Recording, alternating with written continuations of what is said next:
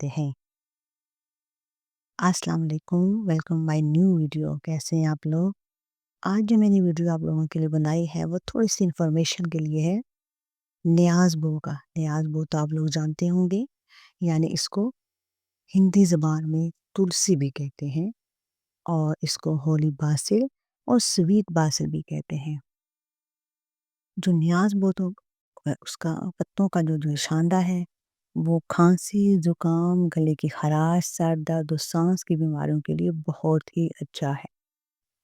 अगर किसी को नज़ला ज़ुकाम की शिकायत है, तो वो न्याज़-बो की पत्तियाँ खाली पेट चबाने से भी उसको आराम मिल जाता है। न्याज़-बो के पत्तों में शहद मिलाकर पीने से गुर्दे की जो पथरी होती है, वो आपकी बगैर ऑपरेशन के ख़ारिज हो जाती है।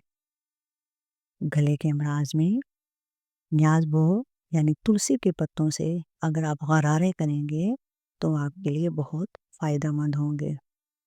दमे के मरीज़ों के लिए भी न्याज़-बो के जो पत्ते होते हैं, वो बहुत ही अच्छे होते हैं।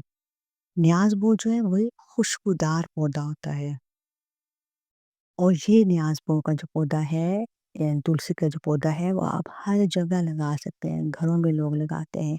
यानी इसके लिए वो चीज़ नहीं है कि आपके लिए ख़ास इसके लिए मौसम चाहिए, ख़ास इसके लिए मिट्टी चाहिए, नहीं, ये लग जाता है। लेकिन इसका जो मेन जो टाइम होता है ना, वो जुलाई से लेकर नवंबर तक बहुत होता है और ये जो पौधा है, वो सर्दी से मुतासिर हो जाता है और इसकी वजह से उसके फूल जो होते हैं, वो गिर जाते हैं।